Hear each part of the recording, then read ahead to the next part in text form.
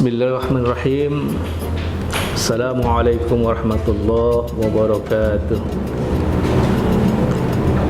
Alhamdulillahil wahidil qahharil azimil jabbar. Ahmaduhu subhanahu wa ta'ala ana al-laili wa atrafan nahar. Wa atubu ilaihi qabla inqida'il a'mar. Asyhadu an la ilaha illallahul wahidul qahhar. Wa asyhadu anna sayyidina Muhammadan abduhu wa rasuluh sahibul mukhtar. Allahumma salli wa sallim wa barik ala sayyidina Muhammad wa ala alihi wa ashabihi wa man tabi'ahum bi ihsanin ila yaumiddin. Sadaqallahu al-azim. Pemirsa, kembali kita bertemu dalam kajian yang lain.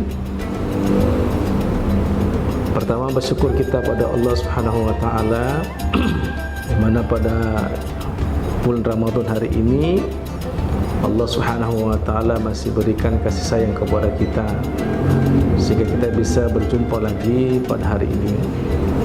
Selawat kepada Nabi kita Muhammad sallallahu alaihi wasallam. Semoga kelak kita semua insya-Allah mendapat syafaatnya di kemudian hari. Amin ya rabbal alamin. Pemirsa yang dimuliakan Allah Subhanahu wa taala, pada kajian hari ini materi yang insya-Allah akan saya sampaikan adalah berkaitan dengan amalan ahli surga. Nah, pemirsa, melalui materi ini saya mengkisahkan dalam satu kisah, satu riwayat di mana pada waktu itu di dalam sebuah masjid Nabi sallallahu alaihi wasallam beserta sahabat yang hadir yang berkumpul pada hari itu. Nah, lalu pada kondisi seperti itu tiba-tiba Nabi sallallahu alaihi wasallam berdiri dan mengatakan kepada sahabat, "Wahai sahabatku," kata Nabi, "sebentar lagi akan datang ahli surga masuk ke dalam masjid ini." Nah, mendengar itu maka sahabat yang duduk langsung terperanjat. Mereka bertanya-tanya dalam hatinya, siapakah ahli surga yang dikatakan Nabi itu? Karena sahabat ini adalah orang-orang yang serakah gitu, rakus. Serakah dan rakus bukan urusan dunia. Serakah dan rakus mereka dalam urusan akhirat. Nah, mereka ingin berlomba-lomba mengejar kebaikan. Kalau ada orang yang membuat amalan yang baik, mereka ingin menyaingnya. Artinya apa? Dalam urusan akhirat, sahabat itu terus berlomba-lomba. Tapi kalau untuk urusan dunia, mereka juhud semuanya. Subhanallah, begitulah hebatnya para sahabat. Jauh dengan kita hari ini. Kita hari ini rakus serakah dengan dunia. Kalau urusan dunia, sibuk berlomba-lomba. Tapi kalau untuk urusan akhirat, amalan kita biasa-biasa saja. Jauh berbeda. Nah, pada waktu itu Nabi mengatakan bahwasanya akan datang dan masuk ahli surga ke dalam masjid ini. Nah, ternyata benar pemirsa, tidak lama setelah Nabi berkata demikian, maka tiba-tiba saja datang satu orang yang memang tidaklah terlalu tua gitu. Datang, masuk ke dalam masjid itu, lalu orang itu sholat 2 rakaat. Nah, setelah itu laki-laki itu pergi lagi. Nah, beberapa hari kemudian Nabi berkata lagi kepada sahabat itu di masjid yang sama. Nah, Nabi berkata lagi bahwasanya, "Wahai sahabatku, sebentar lagi akan datang masuk ahli surga ke dalam masjid ini." Nah, sahabat semakin terheran, siapakah ahli surga yang dikatakan Nabi itu? Nah, ternyata tidak lama kemudian datang lagi laki-laki. Nah, laki-laki yang datang itu ternyata adalah laki-laki yang kemarin, laki-laki yang sama gitu. Nah, sama laki-lakinya. Nah, dia masuk ke masjid, sholat 2 rakaat, dia pergi lagi. Nah, di hari berikutnya Nabi berkata lagi kepada sahabat, wahai sahabatku, sebentar lagi akan masuk ahli surga kemari. Maka sahabat bertanya, siapakah ahli surga itu?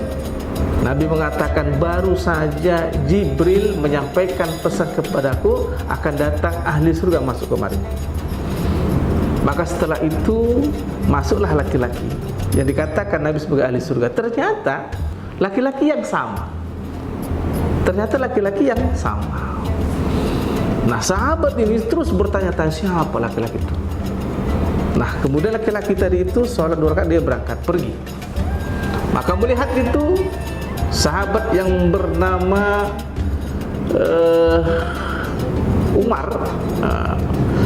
Abdullah bin Umar, ya, Abdullah bin Umar mengejar laki-laki itu, dikejarnya laki-laki itu. Nah, kemudian Abdullah bin Umar berkata, wahai Tuan, siapakah engkau? Siapakah namamu? Laki-laki itu menjawab, namaku adalah Abu Damdam. Ternyata laki-laki yang dikatakan ahli surga itu ada bernama Abu Damdam. Maka Abdullah bin Umar berkata, wahai Abu Damdam, bolehkah saya bertamu di rumahmu beberapa hari? Iya, silakan, boleh, silakan Tuan. Ini maksudnya bahwasanya Abdullah bin Umar bukanlah tidak punya rumah, dia punya. Dia hanya ingin mengetahui amalan apakah yang dibuat oleh Abu Damdam ini sampai Nabi 3 kali mengatakan dia sebagai ahli surga. Maka pergilah Abdullah bin Umar bertamu di rumah Abu Damdam selama 3 hari.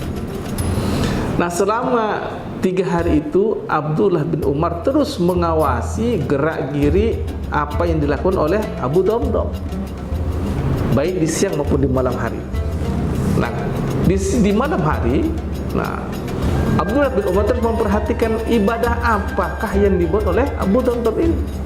Sepertiga malam Abdullah bin Umar bangun, melihat, mengawasi apakah yang dilakukan oleh Abu Damdam. Kebetulan memang ada kamar itu ada lubang kecil yang bisa dilihat. Nah, ternyata pemirsa, Abdullah bin Umar menyaksikan Abu Damdam sedang nyenyak, sedang tidur. Dalam hatinya, apakah seperti ini ahli surga? Tidak membuat amal apapun, tidak melaksanakan sholat qiyamul lail atau tahajud atau apalah gitu. Tapi Abu Damdam malah nyenyak tidurnya. Maka dalam hati Abu Damdam bertanya-tanya, apakah seperti amal ahli surga itu? Nah, ternyata Abu Damdam bangun ketika sudah menjelang hampir subuh, baru dia bangun. Itu hari pertama, ya. Nah, lalu pemirsa, di hari kedua, nah, Abdullah bin Umar juga ingin melihat amal yang dibuat oleh Abu Damdam. Ternyata sama saja. Abu Damdam tidur, tidak bangun, tidak buat amalan, tidak tahajud apapun namanya. Dia hanya bangun di penghujung subuh, ketika mau sholat subuh baru dia bangun. Nah, di hari yang ketiga, gitu ya, sama juga, tidak ada kelebihan apapun, tidak ada keistimewaan apapun ibadah yang dilakukan oleh Abu Damdam. Semakin bertanya-tanya di pikiran Abdullah bin Umar. Akhirnya, singkat cerita pemirsa, di hari yang ketiga, karena memang batas orang bertamu itu tiga hari. Di hari yang ketiga, maka pamitlah Abdullah bin Umar kepada Abu Damdam. Sebelum dia pamit, tentu dia mengucapkan ucapan terima kasih. Biasalah namanya dijamu selama 3 hari. Wahai Abu Damdam, terima kasih.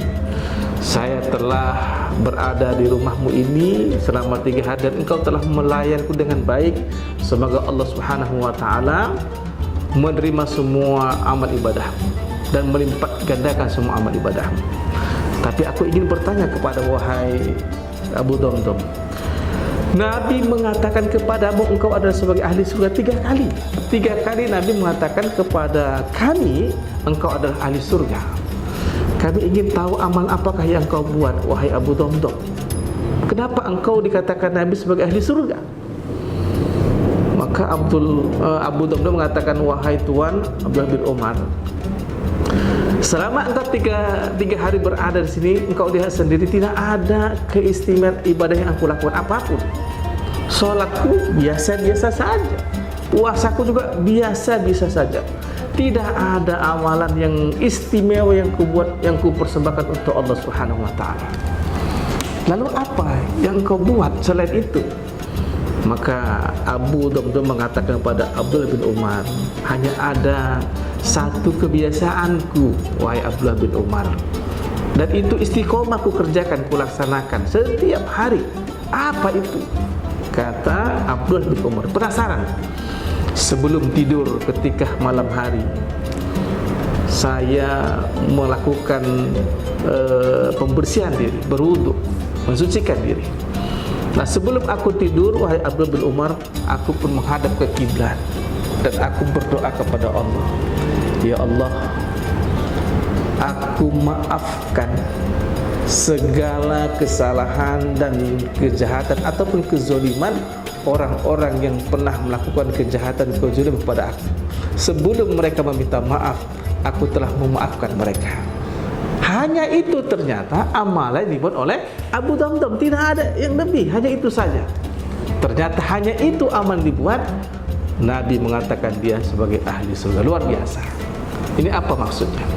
Ternyata ibadah yang sifatnya muamalah itu lebih hebat daripada hablum minallah.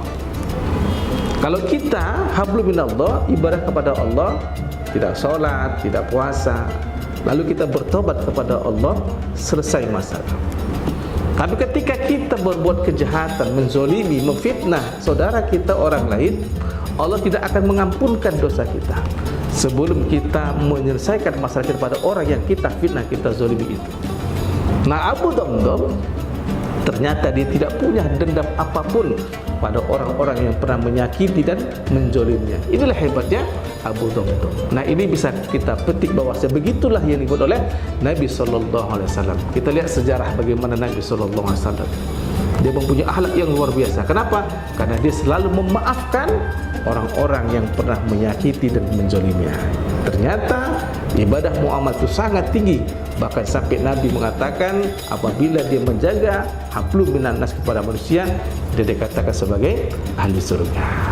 Pemirsa, mungkin ini saja materi yang singkat ini yang bisa saya sampaikan. Semoga bermanfaat untuk kita semua dan insyaAllah kita akan bertemu di waktu yang lain. Saya akhiri dengan wassalamualaikum warahmatullahi wabarakatuh.